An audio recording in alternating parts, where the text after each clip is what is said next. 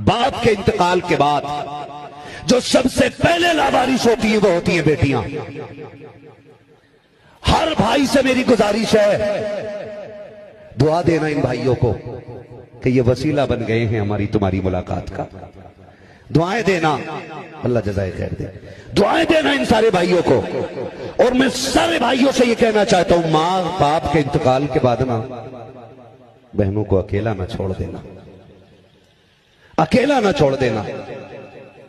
कितनी बहनों की ये शिकायत रहती है कि जब से बाप गया कि भाई का फोन तक नहीं आता।